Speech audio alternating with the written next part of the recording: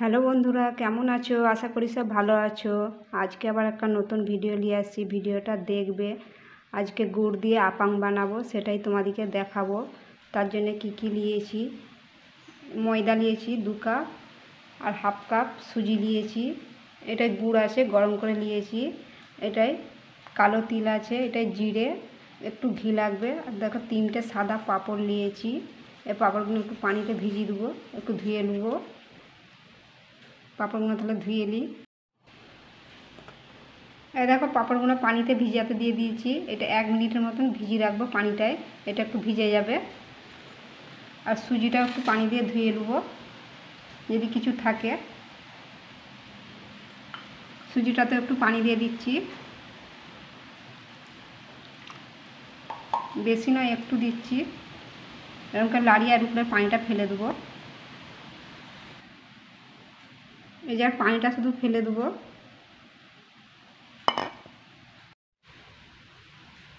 এই দেখো সুজির পানিটা ফেলে দিয়েছি ধুয়ে। এবারে পাঁপড়ের পানিটাও ফেলে দেবো। এটা পাঁপড়টা ভিজে গেছে, দেখতেই পাচ্ছ কিরকম বড় বড় ছিল, গোল গোল কিরকম হয়ে গেছে, ভিজে গেছে। পানিটাও ফেলে দেবো। পানিটা ফেলে দিয়েছি। এই পাঁপড়গুলোকে একটু চটকে নেবো এরকম করে হাতে করে। একবার বানিয়ে দেখবে, খুব সুন্দর লাগে খেতে। চটকে নেবো ভালো করে। দেখো চটকে নিয়েছি ভালো করে। এটা তোমরা মিক্সচার মেশিনেও করতে পারো, আমি হাতে করেই চটকে নিয়েছি, হাতে করে হয়ে যাচ্ছে। এবার এটাই ঢেলে দেবো সুজিটায়।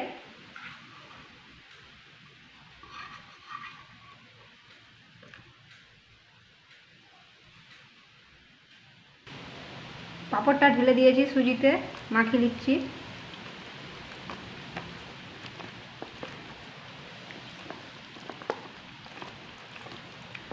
পাঁপড় আর সুজি মাখিয়ে নিয়েছি। এবারে ময়দাটা ঢেলে দিচ্ছি।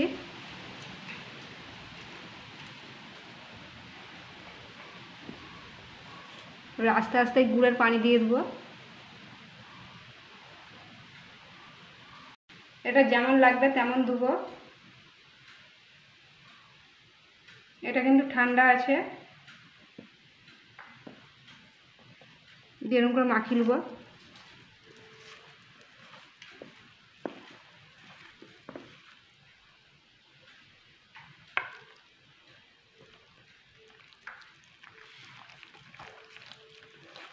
দিয়ে ভালো করে মাখিয়ে নেবো।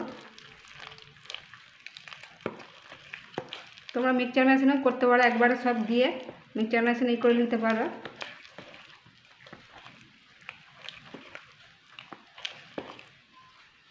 আর একটু দেবো।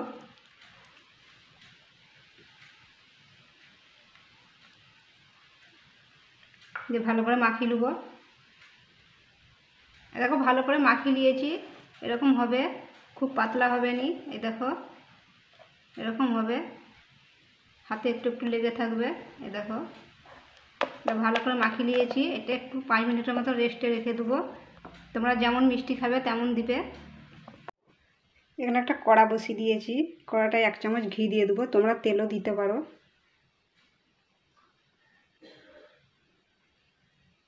1 চামচ ঘি দিয়ে দিচ্ছি। তোমরা তেলও দিতে পারো। ঘিটা গরম হয়ে গেছে। এবারে জিরেটা ঢেলে দেবো, কালো তিলটাও ঢেলে দেবো। হালকা করে একটু ভেজে নেবো, বেশি নয়। হয়ে গেছে, যে ফাটছে, হয়ে গেছে। গ্যাস বন্ধ করে দেবো। আর গরমে গরমে হয়ে যাবে।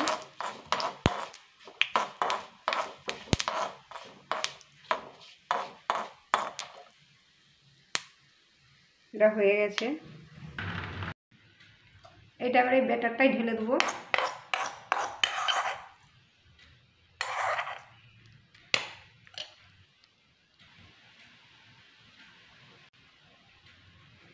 ব্যাটারটা 5 মিনিট রেস্টে রেখে দিয়ে কালো তিল জিরে ভেজে যে দিয়ে দিচ্ছি, দিয়ে আবার মাখিয়ে নেবো, ভালো করে মাখিয়ে নেবো।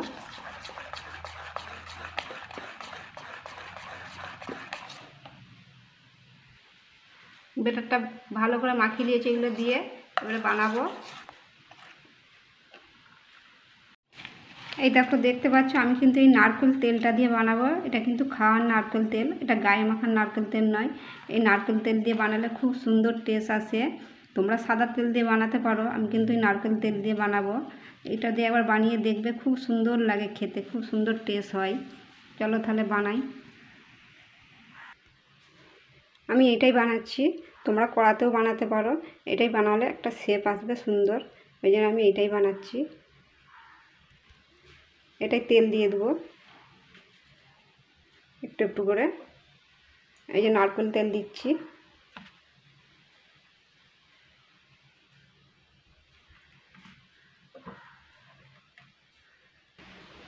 এতে করলে কম তেলে হয়, এই যে তেল দিয়েই সব হয়ে যাবে বা তেল রয়েও যাবে। এটা গরম হয়ে গেছে, দিয়ে দিচ্ছি। গ্যাস কিন্তু আস্তে আছে।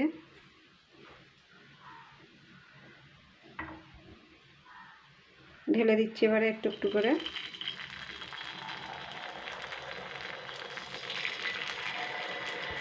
এরকম করে ঢেলে দেবো। দেখো ঢেলে দিয়েছি সব। আমি একা ভিডিওটা করছি বলে জন্য ঢালাটা সব দেখাতে পারছি নি, আস্তে আস্তে হবে এগুলো।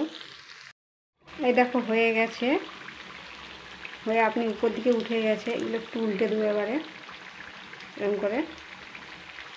একাই করছি বলে যেন হতে চাচ্ছে নি, এরকম করে একটু উল্টে দেবো এগুলো, এরকম করে। এগুলো সব উল্টে দিয়েছি। এগুলো বেশিক্ষণ টাইম লাগেনি, 2 মিনিট আরে লাগে এগুলো করতে, এক একটা এগুলো হয়ে গেছে, এবারে তুলে নেবো।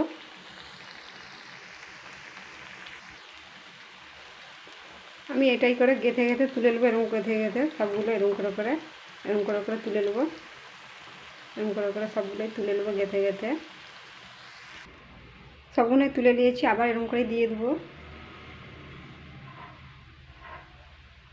এরকম করে আবার ঢেলে দেবো।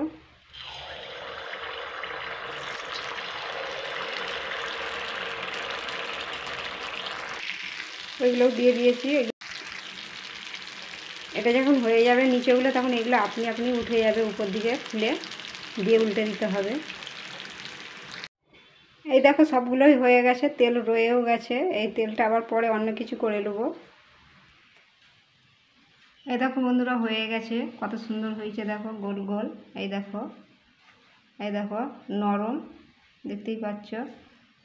এই দেখো কত সুন্দর সফট সফট হয়েছে, নরম হয়েছে। এরকম করে বানিয়ে দেখবে, খুব সুন্দর লাগে খেতে। ভিডিওটা যদি ভালো লাগে লাইকও করে দিবে, সবাইকে শেয়ারও করে দেবে। সবাই ভালো থাকবে, আবার অন্য ভিডিওর সাথে দেখা হবে।